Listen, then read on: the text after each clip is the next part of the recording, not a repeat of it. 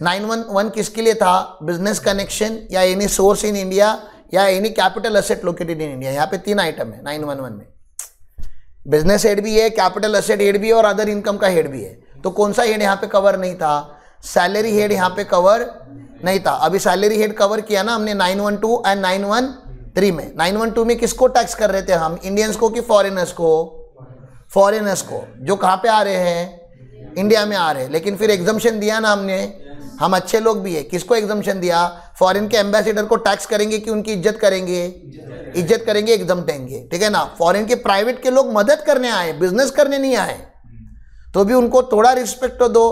तो हमने उनको भी एग्जम्पशन दिया, लेकिन कंडीशन क्या डाली? 90 डेज से ज़्यादा इंडिया में मत रुको प्लीज़, यहाँ से 90 डेज के अंदर चले जाना। यहाँ तक समझ में आ रहा है? पक्का। 913 में हमने क्या किया? 913 में हमने हमारे एम्बेसडर को बचा के लाया।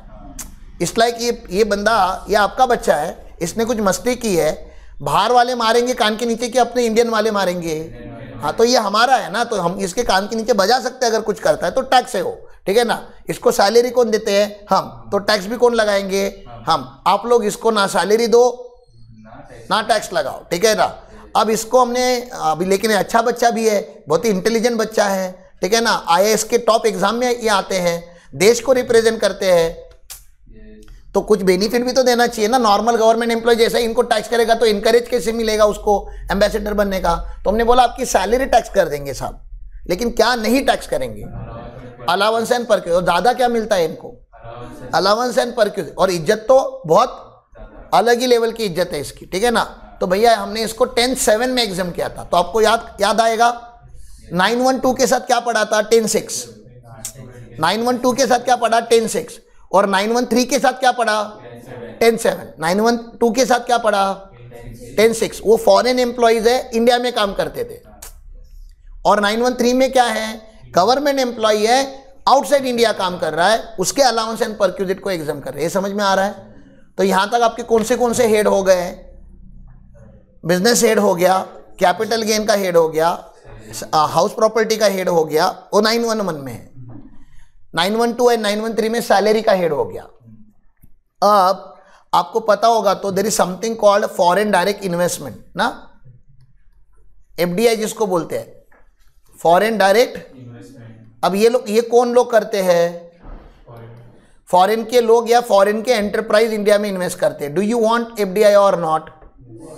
We want FDI। अगर FDI का इनफ्लो बढ़ेगा तो इंडिया में पैसा फॉरेन करेंसी आएगा, तो इंडिया में इन्वेस्टमेंट बढ़ेगा, इन्वेस्टमेंट बढ़ेगा तो एम्प्लॉयमेंट जनरेट होगी, तो सब अच्छा होगा। ऐसा उसका बहुत सारा लॉजिक है, इकोनॉमिक्स में मैं अभी नहीं जाता। तो यहाँ पे अगर लोगों ने फॉरेन डायरेक्ट इन्वेस्टमेंट किए, मतलब यहाँ पे शेयर्स में अगर इन्वेस्ट किया, तो इनको रिटर्न में हम क्या देंगे? डिविडेंड। क्या देंगे? डिविडेंड। शेयर सेल्स किए तो कैपिटल गेन लग जाएगा, वो तो हमने पहले ही 911 में कवर किया ना। सेक्शन 911 में हमने पहले ही कैपिटल गेन कवर कर लिया कि any asset located in India, directly और इनडायरेक्टली, वो तो पहले ही कवर हो गया है। मैं बता रहा हूं अभी इन्होंने शेयर्स बेचे नहीं है, शेयर्स होल्ड करके रखे हैं। इनको मिल क्या रहा है इंडिया से?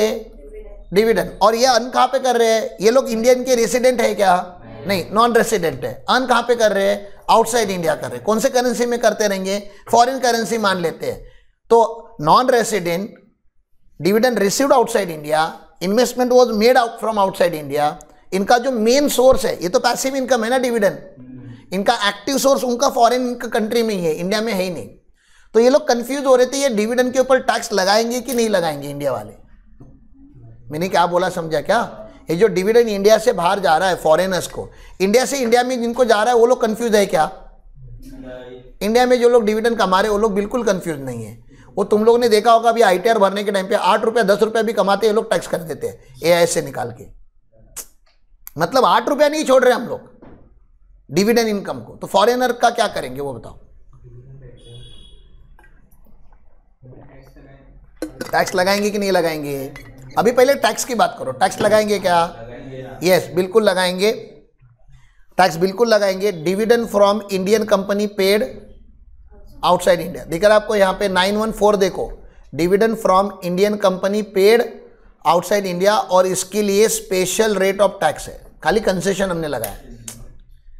आपने अच्छा काम किया ना हमारे देश में इन्वेस्ट करके, थैंक यू। टैक्स लगेगा, खाली कौन से रेट पे लगेगा?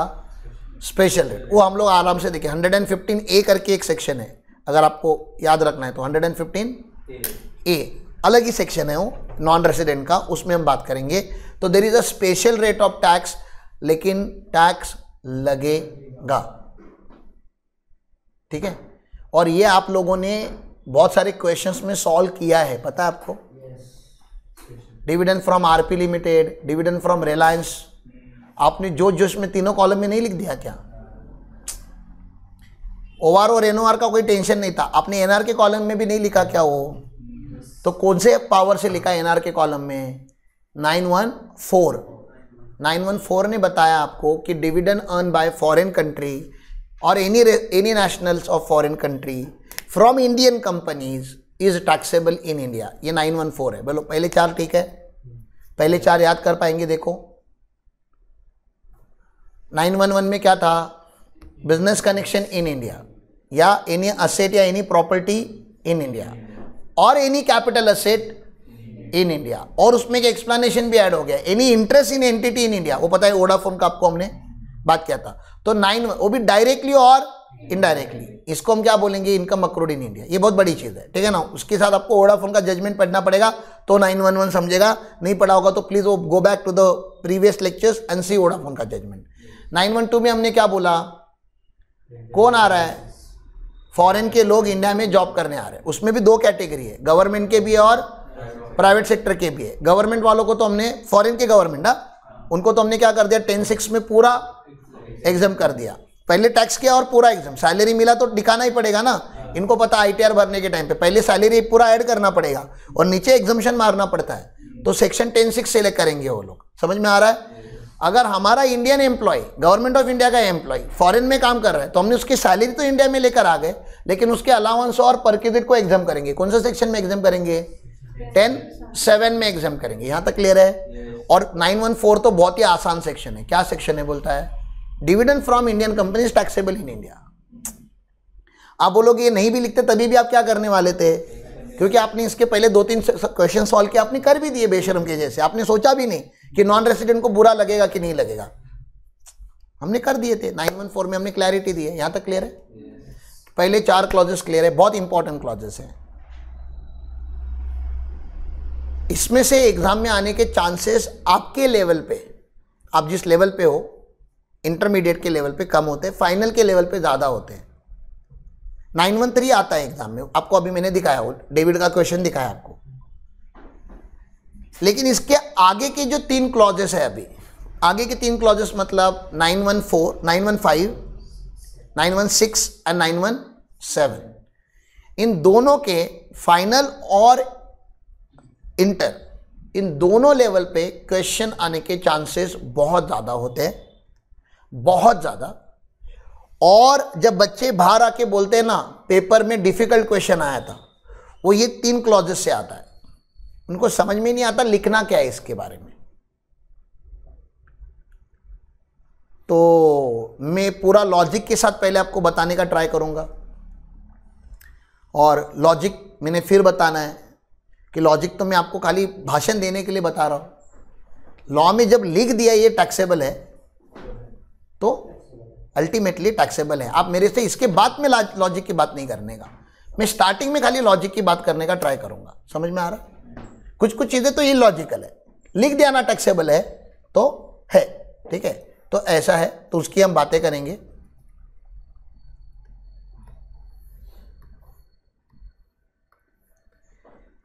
इसको हम IRF के नाम से याद रखेंगे। कैसे याद रखेंगे? IRF, ठीक है ना। अब पता नहीं IRF स्टैंड्स फॉर व्हाट, लेकिन आप IRF याद रखोगे। यहां पे government of India almost 160 plus countries को, कितना? 160 प्लस कंट्रीज को इंटरेस्ट पे करता है। क्या पे करता है? इंटरेस्ट। क्यों? जब से हमारा देश इंडिपेंडेंट हुआ है तब से हमारा देश डेफिसिट में है। डेफिसिट मतलब क्या?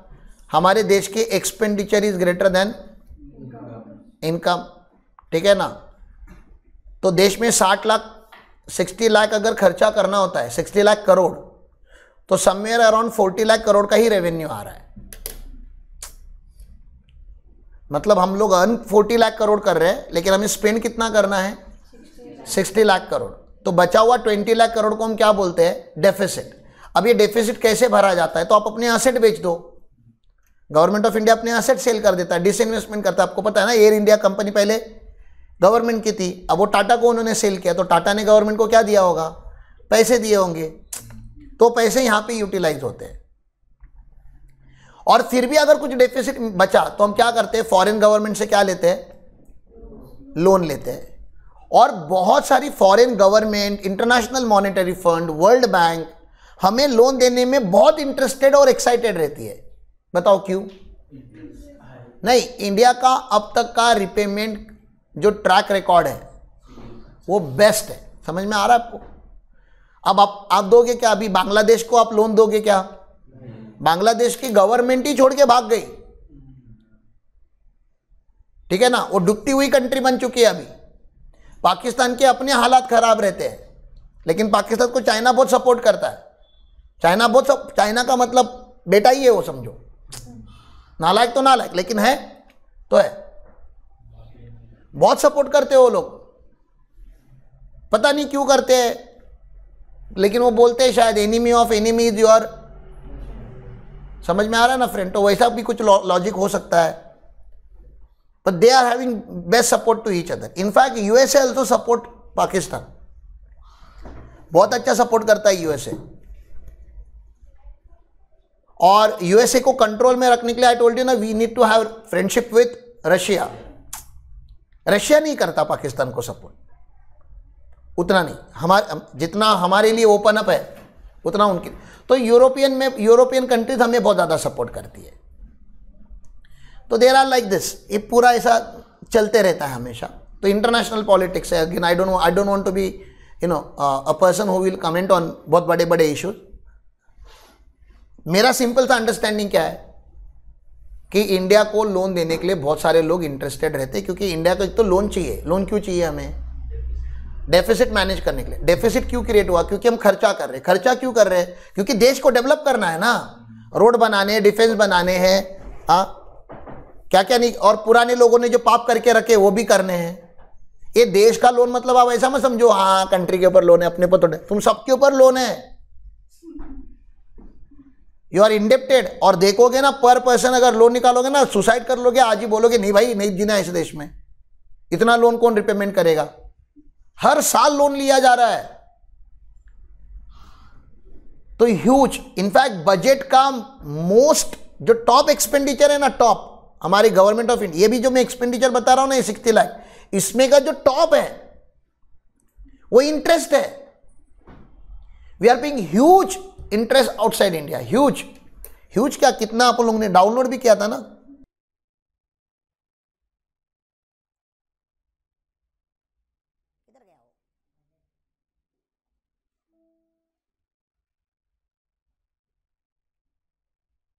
मतलब वर्बली बात करने से अच्छा है मैं आपको नंबर ही दिखा दूं ना, कितना जा रहा है हमारा।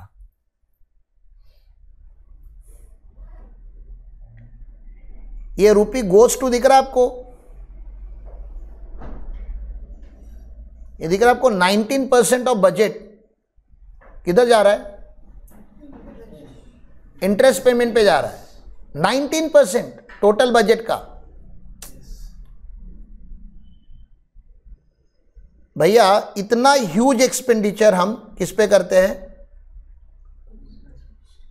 इंटरेस्ट पे करते हैं। समझ में आ रहा है आपको? ह्यूज। तो ये जो अमाउंट हमने यहाँ पे बजट में डिस्कस भी किए थे, बजट के सेशन में, मुझे आपको पूछना क्या है पता है? एकदम सिंपल सा सवाल।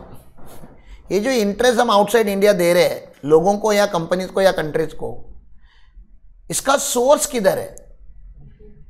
नहीं, सोर्स ये इंटरेस्ट जनरेट कहां पे हो रहा है? भर तो रहे हैं हम लोग,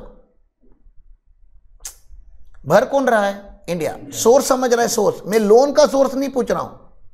इंटरेस्ट भरने की कैपेसिटी कहां जनरेट हो रही है? इंडिया में ही है ना। तो ये नॉन रेसिडेंट लोग कंफ्यूज थे, हमारे इंटरेस्ट के ऊपर टैक्स लगेगा कि नहीं लगेगा। तो क्या बताया होगा गवर्नमेंट ने, बोलो ना, सेक्शन 915 पढ़ रहे हो आप लोग, क्या बोला होगा? इंटरेस्ट जो नॉन रेसिडेंट को दिया जाता है, फॉरेन कंट्रीज को दिया जाता है, वो क्या कर दिया हमने 915 लिखा, मतलब में अलग से लिखो क्या है, income deem to be accrued in India. मतलब अरे 9 लिखा मतलब क्या है ये, income deem to be accrued in India है ना, तो टैक्सेबल की नॉट क्यों डीमिंग किया होगा? टैक्स करने के। फिर आप बोलोगे अरे सर कितने नालायक हो, एक तो वो बेचारे लोग लोन दे रहे हैं, ऊपर से उनको आप टैक्स कर रहे हो, तो हम एग्जम्पशन देंगे ना 10 में। आपको भी लॉ समझ में आ गया ना कैसे खेलता है, पहले टैक्स लगाता है और बाद में बोलता एग्जम्पशन चाहिए, पाइजे एग्जम्पशन, तो कंडीशन कंप्लाई करो। तो कुछ कंडीशन डालते, कुछ बेनिफिट उनसे लेते हैं, कुछ बोलते हैं रिलेशन अच्छे मेंटेन करो, तो एग्जम्पशन देंगे। हम अभी एग्जम्पशंस नहीं पढ़ रहे, हम अभी पढ़ रहे कि बाय लॉ हम उसको टैक्स कर सकते हैं कि नहीं। अगर हमने एग्जम्पशन नहीं दिया तो मैं पूछ रहा हूं, तो बाय डिफॉल्ट टैक्स कहां लिखा है? 915 में लिखा है, ठीक है। अब मजा देखो, पहला समझ में आया? ये पहला क्या है, इंडिया में कोई रेसिडेंट है जो पेमेंट किसको कर रहा है? ये प्राइवेट कंपनी भी हो सकती है, कल एलिट गुरुकुल भी फॉरेन से लोन ले सकती है, और नॉन रेसिडेंट को जब इंटरेस्ट का पेमेंट करेगी तो इंडिया में क्या होगा? टैक्सेबल होगा उसका इनकम, फॉरेनर का। तो इंडिया की एंटिटी क्या करेगी? इधर टीडीएस डिडक्ट करेगी। क्या डिडक्ट करेगी? टीडीएस। और टीडीएस डिडक्ट नहीं किया तो डिफॉल्ट में वो नॉन रेसिडेंट नहीं है, डिफॉल्ट में रेसिडेंट है, क्योंकि टीडीएस के लॉ में आपको टीडीएस डिडक्ट करना होता है, पेयर को। यहां तक क्लियर है? ये पहला वाला सिचुएशन, ये सारे सिचुएशन नहीं हुए। दूसरा सिचुएशन, ये बहुत फनी सिचुएशन, मुझे बहुत मजा आता है। जो लोन लेने वाला है ना, बोरोवर, वो नॉन रेसिडेंट है। बोरोवर कौन है? और जो लोन देने वाला है ना, लेंडर, वो भी नॉन रेसिडेंट है। जिसने लोन बोरो किया है, पहले वाले सिचुएशन में लोन किसने बोरो किया था? इंडियन ने, ठीक है ना। अभी देखो ना, जिसने लोन लिया है वो नॉन रेसिडेंट है, जिसने दिया है वो भी नॉन रेसिडेंट है। चलो मैं इन दोनों को एक ही देश में भी डाल देता हूं, ये भी जापानीज है और ये भी जापानीज है, ओके। एक जापानीज दूसरे जापानीज को इंटरेस्ट दे रहा है, बताओ इंडिया में टैक्स होगा क्या? अरे मैं वही बता रहा हूं, इंटरेस्ट दे रहा है, पहले बाय डिफॉल्ट बताओ। या चाइनीज जापानीज को इंटरेस्ट दे रहा है, या पाकिस्तान से यूएसए को इंटरेस्ट जा रहा है, टैक्सेबल होगा क्या? बाय डिफॉल्ट पहले बताओ ना। नहीं होगा। तो ये इंडिया बीच में क्यों लाया सर? क्योंकि इसने जो है ना, ये प्लांट जो लगाया हुआ है ना, वो यहाँ पे इंडिया में लगाया हुआ है, मैन्युफैक्चरिंग प्लांट। ये सैमसंग है समझो, इसने इंडिया में क्या लगाया हुआ है? Manufacturing plant. और वो मैन्युफैक्चरिंग प्लांट लगाने के लिए उसके पास पैसे नहीं थे, तो उसने लोन लिया। कहाँ से लिया? फॉरेन कंट्री से लिया। तो जो प्लांट लगाने वाली कंपनी है वो भी फॉरेनर है, और जिस कंट्री से इसने लोन लिया वो भी फॉरेन। तो कल टेस्ला का अगर इंडिया में प्लांट बनता है, तो प्लांट तो इंडिया में बना, लेकिन वो लोन इंडिया से थोड़ी ना क्या लेगा। इंडिया में लोन 8% 10% पे थोड़ी ना क्या मिलता है, फॉरेन में लोन मिलता है अभी भी 5% 4% पे। इंडिया में लोन 12 से चालू होता है। बिजनेस की बात कर रहा हूं मैं। हम इतने सस्ते में लोन नहीं देते, उनका प्रोजेक्ट यहाँ पे फेल हो जाएगा अगर वो इंडिया से लोन लेंगे तो। और उनको फॉरेन के लोग लोन देते क्यों?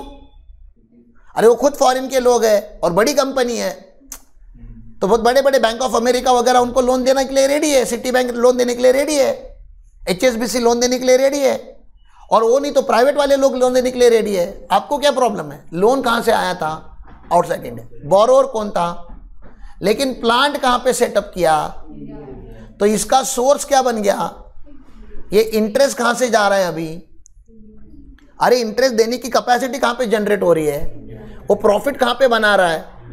जहां से वो जा रहा है ना, ग्रॉस प्रॉफिट, एबिटा। हमारे सीएमए के लैंग्वेज में हम क्या बोलते हैं उसको? एबिटा। एबिटा कहाँ पे जनरेट हो रहा है? अर्निंग बिफोर इंटरेस्ट डेप्रिसिएशन कहाँ पे हो रहा है? इंडिया में। उसमें से क्या जा रहा है? इंटरेस्ट जा रहा है ना। तो ना रुपया को फॉलो करने का, रोकड़ा को फॉलो करने का, रोकड़ा को, ठीक है ना। हम बोलते हैं यूज को फॉलो करो। जो मनी बोरो किया था ना, वो यूज कहाँ पे किया है उसको फॉलो करो। अगर वो यूज इंडिया में हुआ रहेगा, पैसा जो बोरो किया हुआ पैसा वो कहाँ पे यूज किया है, मतलब प्रोजेक्ट कहाँ पे है, तो टैक्स कहाँ पे होगा? इंडिया में होगा। समझ में आ रहा है? अब मैं आज तीसरा एग्जाम्पल दूं, मैं देखता हूं आपको समझ में आया कि नहीं आया, ठीक है ना। तीसरा एग्जाम्पल, बेशरम के जैसे आंसर नहीं देने का, थोड़ा सोचने का, जरा सोचो। 9-1 है, थोड़ा डिफिकल्ट जाता है लेकिन ठीक है ना कभी तो समझना। बहुत ज़्यादा डिफिकल्ट लग रहा है क्या? नहीं। और मैं आपको क्वेश्चन दिखाऊंगा ना, आपको बहुत आसान लगेंगे। मैं डायरेक्टली क्वेश्चन पढ़ाऊंगा ना, आपको तो बहुत मुश्किल लगेगा। ये स्टोरीज बता के पढ़ाऊंगा ना तो आसान लगेंगे। अब देखो ये इंडिया है, इंडिया में एक बहुत ही रिस्पेक्टेड कंपनी जिसका नाम है टाटा। तो सबको पता है ना ग्लोबली कि हमारी कंपनी है। टाटा ने श्रीलंका में प्लांट लगाया। कहाँ पे लगाया? श्रीलंका में फैक्ट्री लगाई। दिख रही है आपको फैक्ट्री यहाँ पे श्रीलंका में। और ये फैक्ट्री लगाने के लिए बैंक ऑफ अमेरिका से लोन लिया। सिचुएशन समझ रहा है क्या हो रहा है? कोई इंडियन है जिसने फैक्ट्री कहाँ पे लगाई? श्रीलंका में। और लोन कहाँ से लिया? बैंक ऑफ अमेरिका से, ठीक है ना। इंटरेस्ट का पेमेंट भले इंडिया से होता रहेगा या भले यहाँ से होता रहेगा, लेकिन जो पे करने वाला है वो रेसिडेंट है। ये बहुत इंपॉर्टेंट है। जिसने लोन बोरो किया है वो कौन है? रेसिडेंट है। समझ में आ रहा है? और मनी यूज कहां पे हुई है? मनी यूज कहां पे हुई थी? श्रीलंका में, क्योंकि फैक्ट्री कहां पे लगी है? तो इंडियन कंपनी ने फॉरेन कंट्री से लोन लेके प्लांट आउटसाइड इंडिया लगाया है। सिचुएशन क्या है? इंडियन कंपनी ने फॉरेन कंट्री से लोन लेके प्लांट जो लगाया वो आउटसाइड इंडिया लगाया हुआ है। मैं आपको सिंपली पूछ रहा हूं, ये इंटरेस्ट टैक्सेबल होगा या नहीं होगा? इंडिया में ही ये इंटरेस्ट जा रहा है ना, ये इंटरेस्ट इंडिया में टैक्सेबल होगा या नहीं होगा? क्यों होगा? भूल गए ना, मैंने 2 मिनट पहले बोला था आपको। यूज देखो, हम इस नॉन रेसिडेंट से क्यों टैक्स ले रहे हैं? क्योंकि उसने पैसा कहां पे यूज किया था? इंडिया में। मैंने क्या बोला? पैसा कहां पे यूज किया वो देखने का। आप नॉन रेसिडेंट हो वो इंपॉर्टेंट नहीं है, आपने पैसे कहां पे यूज किए?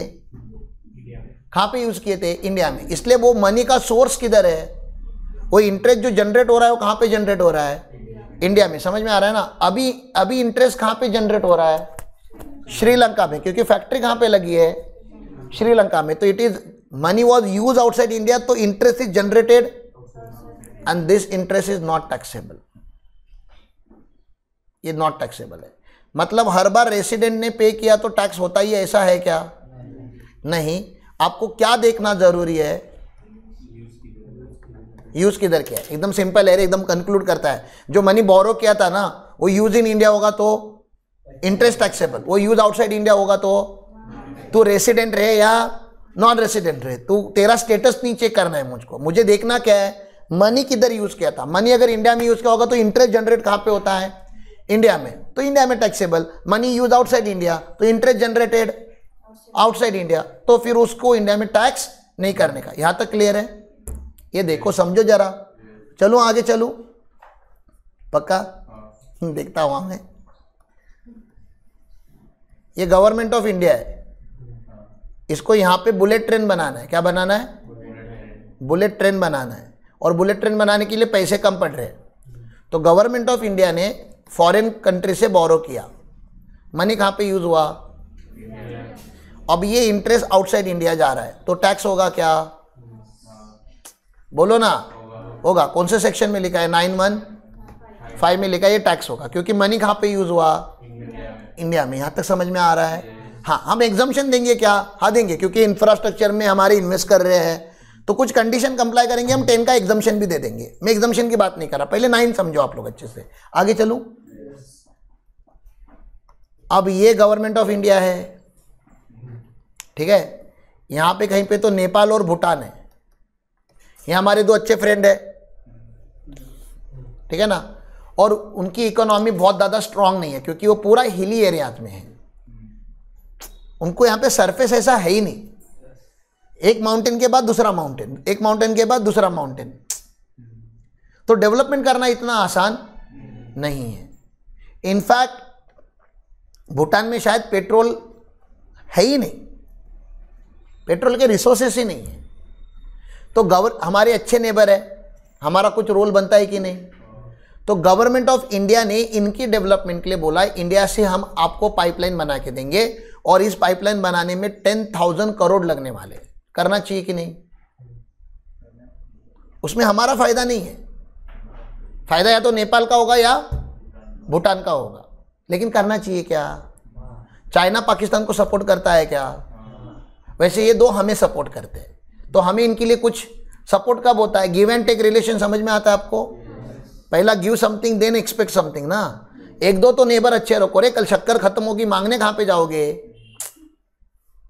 बाकी सारे तो इन्हीं सबसे दुश्मनी करके बैठे हो। एक साइड में चाइना है, एक साइड में बांग्लादेश है, एक साइड में पाकिस्तान है, सबसे आपने पंगे लेके रखे। एक दो तो नेबर रखो अच्छे, और वो बेचारे, और उनका वहां पे अपनी कल्चर भी देखा होगा तो थोड़ा हिंदुज्म बुद्धिज्म, मतलब पीसफुल नेशन है वो। एनिमी वगैरह नहीं, हमारे इधर टेररिस्ट वगैरह नहीं सेंड करेंगे वो, हमारे साथ वो अनफेयर ट्रीटमेंट नहीं करेंगे जैसे चाइना करता है। प्रोडक्ट बनाता है और हमारे इंडिया में डंप करता है बहुत सस्ते में, और हम ना चाहते हुए भी चाइना का प्रोडक्ट यूज करते हैं। क्यों? क्योंकि सस्ता है। हमें चाइना से प्यार नहीं है, लेकिन फिर भी हम चाइना का प्रोडक्ट यूज करते हैं क्योंकि हमें पैसे से प्यार है। और चाइना को बहुत अच्छे से पता चल गया इंडियन लोगों को वीक बनाना है ना, तो सस्ता दे दो, वो खुद की वाट खुद लगा लेंगे, और हम कर रहे हैं। तो इन दोनों से तो अच्छे रिलेशन रखो। तो ये प्रोजेक्ट गवर्नमेंट ऑफ इंडिया ने ये प्रोजेक्ट कहाँ पे लगवाया है? नेपाल या भूटान में। और इसके लिए लोन किसने दिया है? कोई भी फॉरेन कंट्री ने हमें लोन दिया है। तो रिपेमेंट कौन कर रहा है? Government of India. समझ में आ रहा है? नेपाल भूटान की ताकत नहीं है लोन का रिपेमेंट करने का, लेकिन मनी कहाँ पे यूज हुई? नेपाल और भूटान में यूज हुई। ये इंटरेस्ट टैक्सेबल होगा क्या? ये थोड़े टाइम पहले आपको किसके साथ कंपेयर करना है? टाटा के साथ कंपेयर करना है। टाटा वाला हमने किया था क्या टैक्सेबल? नहीं। अब ये गवर्नमेंट ऑफ इंडिया है तो थोड़ा फर्क है कि नहीं? हाँ, तो टैक्सेबल होगा कि नहीं? मनी यूज आउटसाइड इंडिया है ये, money not use in India. Use in India वाला सिचुएशन मैंने ले लिया, ये तो क्लियर है आपके सामने। अब ये मनी यूज इन इंडिया है क्या? नहीं। मनी यूज कहाँ पे किया जा रहा है? आप खाली आपका फीलिंग बताओ, टैक्सेबल करना चाहिए कि नॉट टैक्सेबल? करना चाहिए कि नहीं करना चाहिए? सोचो जरा आप। 915 लगेगा कि नहीं लगेगा? मैं खाली उतना पूछ रहा हूं। तो 915 लगेगा। आप बोलोगे यूज आउटसाइड इंडिया है, हम बोलते हैं हम गवर्नमेंट ऑफ इंडिया है, हमने लोन लिया ना, हम पैसा कहाँ पे यूज करेंगे आपको देखने आने की जरूरत नहीं है। हम जब आपको रिपेमेंट कर रहे हैं तो कहाँ पे यूज हो रहा है वो मैटर नहीं करता। गवर्नमेंट ऑफ इंडिया पे कर रही है ना, टैक्सेबल इन इंडिया। जैसे हमारा एम्बेसडर को भी हमने क्या बोला था, तो जॉब किधर भी कर, तुझे सैलरी कौन दे रहा है?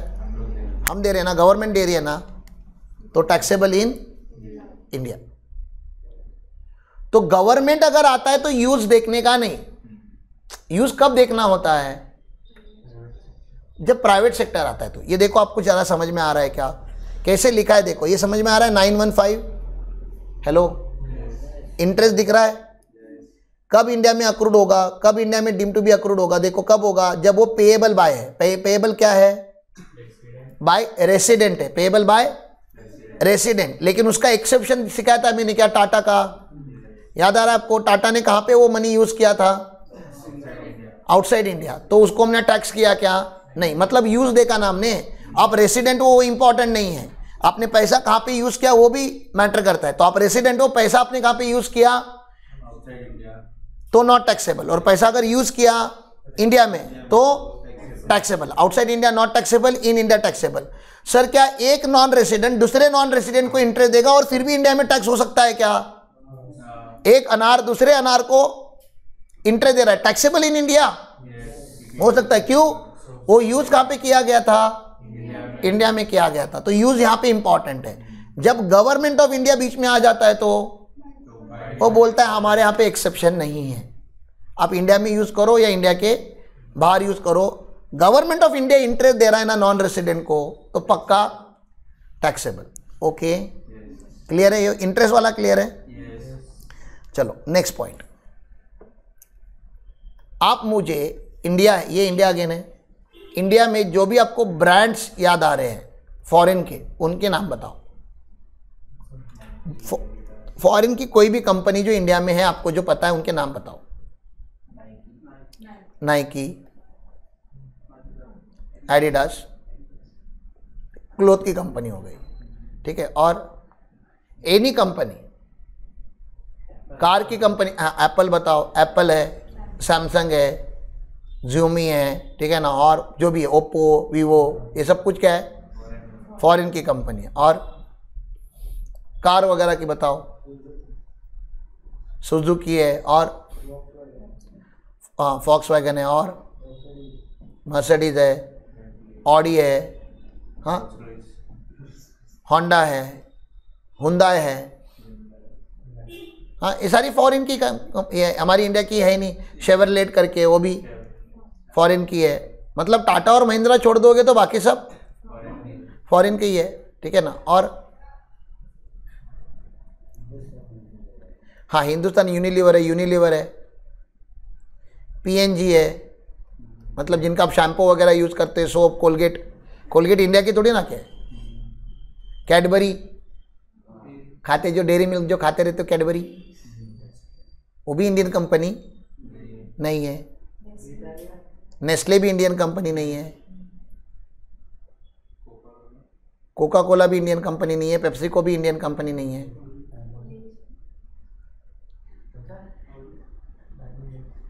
बर्गर का सोचो, पिज्ज़ा का सोचो, हाँ ये भी फॉरेन, KFC वगैरह भी सब फॉरेन कंपनी है, मैकडोनल्ड भी फॉरेन का है। बता क्या रहा हूँ, बहुत सारी फॉरेन की कंपनी। आप क्या उनके ऑल्टरनेटिव इंडियन में पूछूंगा ना, आपको याद ही नहीं आएंगे, है ही नहीं। तो मेरा सिंपल सा सवाल है, आरवी और टेक्नोलॉजी की तो मैंने बात ही नहीं की बाबा। जो भी लैपटॉप लो, कंप्यूटर लो, HP लो, लिनोवो लो, या इसके जो सब पार्ट है, या इसका जो सॉफ्टवेयर है, ये सब कुछ किधर का आ रहा है, फॉरेन का आ रहा है। तो हार्डवेयर भी उनका, सॉफ्टवेयर भी उनका। तो इंडिया ह्यूज पेमेंट करता है, ह्यूज, किसका, रॉयल्टी का, ह्यूज। क्योंकि हम उनका क्या यूज करते हैं, IPR। What is IPR? Intellectual property right. IPR stand for intellectual property, मतलब पेटेंट, कॉपीराइट, ब्रांड नेम, ये किसका है, ये सब कुछ फॉरेन कंपनीज का है। तो उनको इंडिया से क्या जाता है इन एक्सचेंज, रॉयल्टी जाता है। जाता हो इन सारे कंपनीज को जाता होगा ना रॉयल्टी इंडिया से। आप मैकडोनल्ड का बर्गर यहाँ पे खाते हो, वहाँ पे USA में उनको इनकम होता है। यहाँ पे आप वीज़ा का कार्ड यूज़ करते हो, रॉयल्टी उनको मिलता है। यहाँ पे आप माइक्रोसॉफ्ट इंस्टॉल करते हो, रॉयल्टी उन्हें मिलता है। और बुरा क्या लगता है पता है, वहाँ पे जो इन्वेंट कर रहे हैं ना ये सब चीज़ें, उसमें की मेजॉरिटी लोग, मोर देन 50% स्टाफ इंडियन है। तो ऐसा नहीं कि इंडिया में इन्वेंट करने का कैपेसिटी नहीं है, कैपेसिटी है, लेकिन उतने फैसिलिटीज नहीं है, उतना हमारा पेइंग कैपेसिटी नहीं है जितना उधर। जैसे आपको पता चलता है कि आप टैलेंटेड हो, पहला काम क्या करने का, फॉरेन में जाने का। क्यों? क्योंकि आप टैलेंटेड हो ना, आपको इंडिया में इज्जत नहीं मिलेगी। इज्जत मतलब कैसी, रुपये में तो नहीं मिलेगी, डॉलर में बहुत मिलती है, यूरो में और ज़्यादा मिलती है। तो फॉरेन की पेइंग कैपेसिटी, उनका रिसर्च का बजट बहुत ज़्यादा होता है, इसलिए मैक्सिमम पेटेंट कहाँ पे रजिस्टर्ड हो रहे हैं, फॉरेन कंट्री में। वो थोड़ा चेंज हो गया अभी इंडिया में भी पेटेंट फाइल होना चालू हो चुका है। स्टैंड अप इंडिया है, स्टार्टअप इंडिया है, MSME को सपोर्ट किया जा रहा है। पेटेंट की जो फी होती है वो स्टार्टअप वालों को लिए कम किया गया है। तो there are companies in India, they are providing lot of support. Government of India भी बता रहा है कि अभी नहीं, अभी ब्रेन ड्रेन नहीं, अभी ब्रेन गेन चालू होगा। हमारा ब्रेन ड्रेन हो चुका है। ब्रेन ड्रेन मतलब जो मोस्ट इंटेलिजेंट इंडियन थे उन्होंने इंडिया छोड़ दिया है, मेजॉरिटी ऑफ देम। ऐसे नहीं कि सब नहीं छोड़ा है, कुछ हम लोग है। हाँ ना, घर वापसी उन्होंने चालू की है। घर वापसी मतलब अब ब्रेन गेन होगा, मतलब इंडियन तो रिटर्न आएंगे ही आएंगे, साथ में अभी फॉरेन के लोग जब उनको रियलाइज होगा कि वो इंटेलिजेंट है, तो they can come down to India and we will provide them right atmosphere. तो ऐसा बहुत सारा पॉलिसी चेंजेस हम कर रहे हैं। हमारा IIT, IIM, इसरो बहुत काम कर रहा है इस डोमेन में। बहुत सारे फॉरेनर इंटरेस्टेड है जो स्पेस में काम करना चाहते हैं। सबको नासा में जॉब नहीं मिलता, तो नासा के बाद जो सेकेंड कंपनी है, नासा के बाद ऑब्वियसली, नासा के बाद जो सेकेंड कंपनी है जिसको एक स्टैंडर्ड मिला है आज कि स्पेस का अगर आपको जॉब करना है तो ISRO, Indian space research organization, आपको इसरो में जॉब मिलता है। और बहुत सारे लोग तो नासा को प्रेफर भी नहीं कर रहे, कुछ लोगों का डायरेक्ट प्रेफरेंस ही इसरो है। तो अभी कम से कम स्पेस टेक्नोलॉजी में, जैसे आप अगर साइंटिस्ट बनना चाहते हो, स्पेस में काम करना चाहते हो, आपको नासा में जाने की जरूरत नहीं है। आप कहाँ पे चले जाओ, इसरो में चले जाओ, आपको जॉब मिल जाएगी वहाँ पे।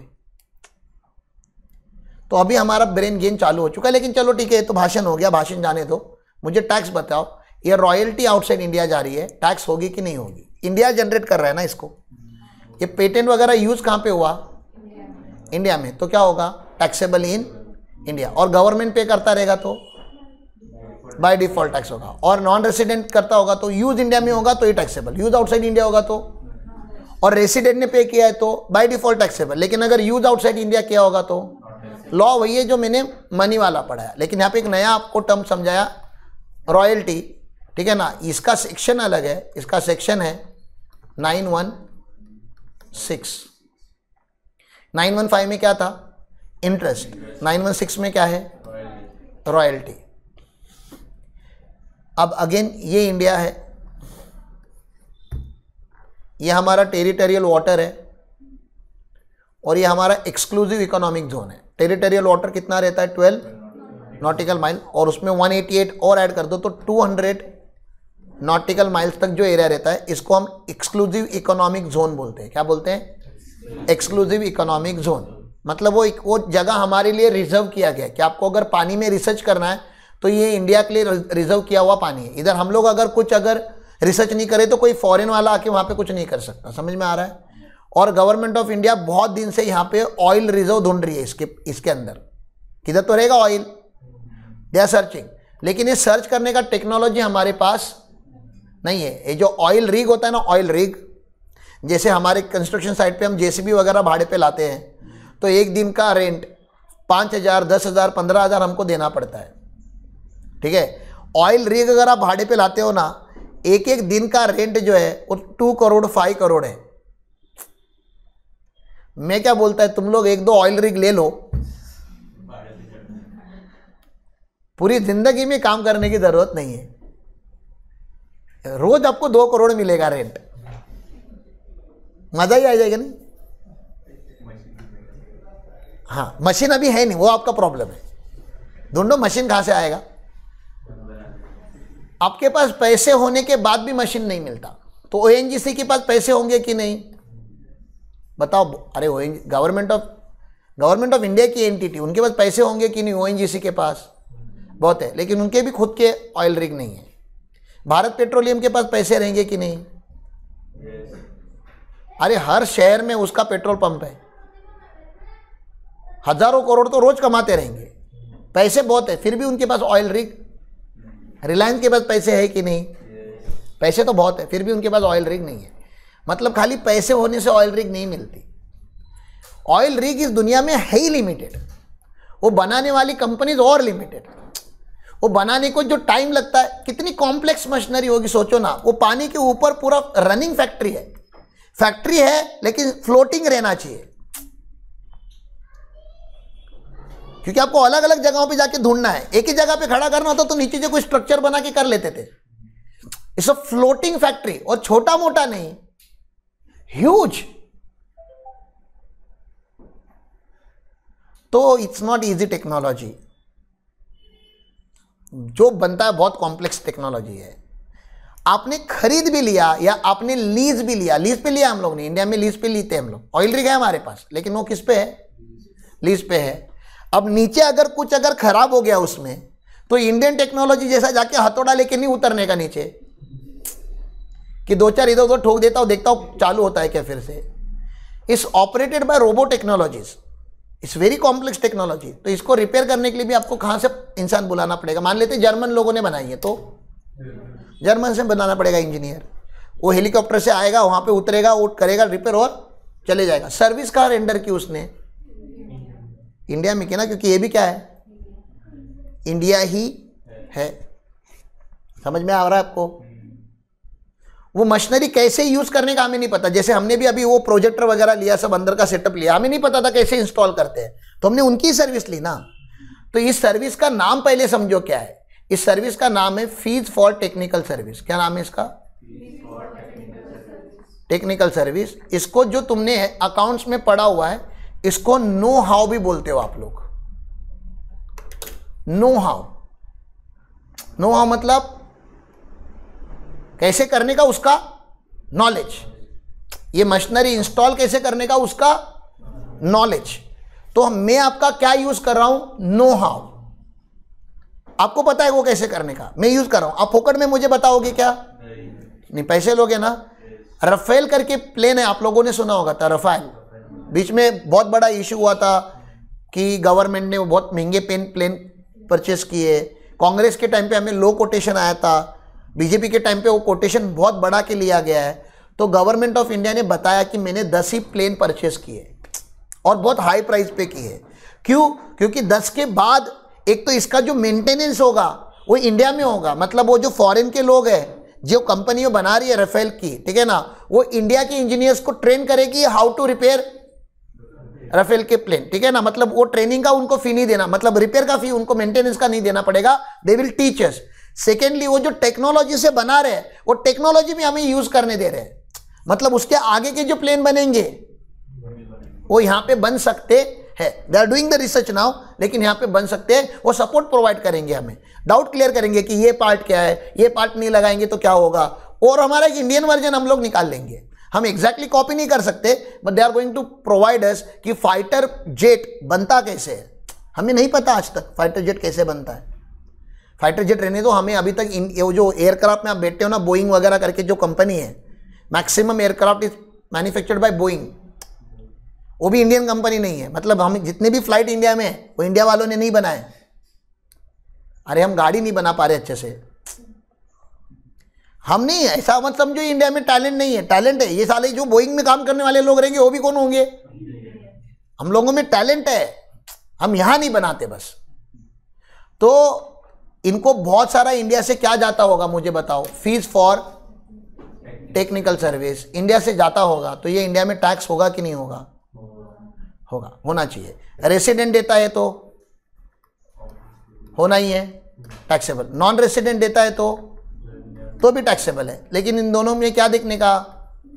यूज, कि ये जो उन्होंने नो हाउ दिया है वो कहां पे यूज हुआ। ये 200 नॉटिकल माइल्स के बाहर यूज होता तो टैक्सेबल नहीं है। ओएनजीसी का ही है, इंडियन कंपनी ही है, लेकिन 280 नॉटिकल माइल्स पे उसने लगाया हुआ है तो नॉट टैक्सेबल, क्योंकि इंडियन टेरिटरी के बाहर चला गया। अभी वो खाली रेसिडेंट होकर के टैक्स नहीं लगेगा। समझ में आ रहा है आपको?